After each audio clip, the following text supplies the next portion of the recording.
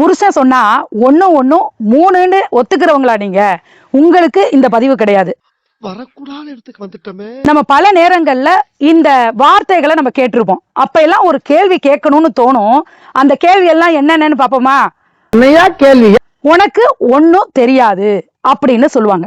அப்ப நமக்கு என்ன கேட்கணும்னு தோணும்? நீங்க அதுல PhD முடிச்சிருக்கீங்களா? நான் சொல்றத மட்டும்தான் நீ கேட்கணும். அப்ப நமக்கு என்ன கேட்க தோணும்?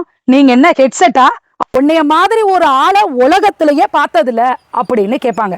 அப்ப இந்த கேள்வியை நீங்க கேட்கலாம். நீங்க எத்தனை ஊருக்கு போயிருக்கீங்க அப்படின்னு கேட்கலாம். ஆனா நம்மால கேட்க முடியும்னு நினைக்கிறீங்க?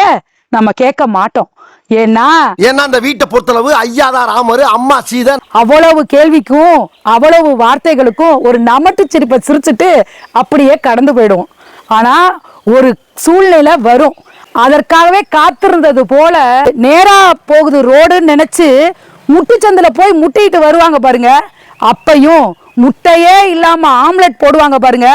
அப்பையும் மூளைக்கு மூளை போய் வருத்தப்பட்டு அழுவாங்க பாருங்க. அப்பையும் நாம சொல்லணும், புருஷன் சொன்னாலும் ஒன்னு ரெண்டு தான். என் மனசுல உள்ள பாரமே குறைஞ்சிருச்சு.